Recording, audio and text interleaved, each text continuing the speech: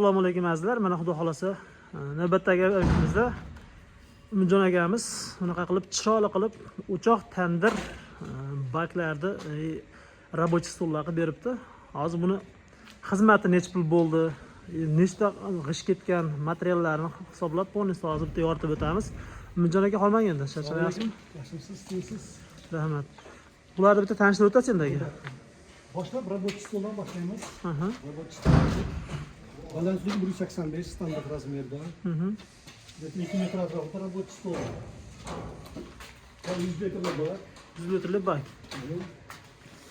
60 litr, 80 litr, 125 litrli qozonlar qo'ydik. Va 20-18 sinus sig'adigan tandiram bor. Oddiy pishgan ishdan bo'ldi. 7 litrli pishgan osh ketgan aka. Standart. Standart ketdi, 2000 atrofida ketishi ketgan. 2000 ta g'ish ketgan. 2000 ta g'ishimiz donasi 1000 so'mdanmi hozir shunda? Shunaqa hozir. Ishdan dolzarba boshqa joylardan Biz hozir bu aytilayotgan turgan narxlarimiz, eslatib o'tamiz, Farg'ona viloyati Rishton tumanida bo'lyapti. Umidjon akamiz o'zi ham shu Rishton tumani Chekinasirdan qishlog'ida. Hozir bunga necha pulga g'ishlarni urib bergansiz buni hozir? Buni 6000 ga to'lov yurilganmiz. 6 millionga cho'rnov urilgan. Holat yurilgan. Kafellardan tashqari. Kafeldan tashqari.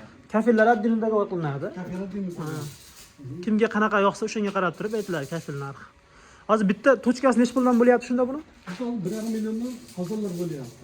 1,5 milliondan qozon. 8 mingdan stollar qilyapmiz. 8 mingdan stol. Shu bitish holati. Bitish holati 8 ming. Farg'ona narxi bu.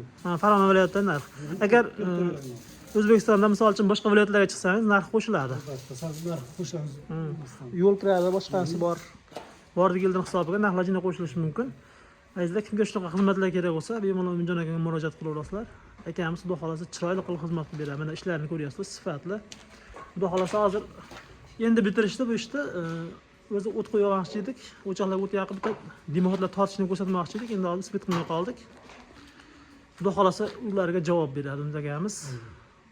Hech qanaqa muammo bo'lmaydi. Bemalol murojaat qilasizlar. Umidjon akamiz nomerini pastga yozib qo'yamiz. Kimga kerak bo'lsa aloqaga chiqaveradi. Sog' bo'linglar, salomat bo'linglar.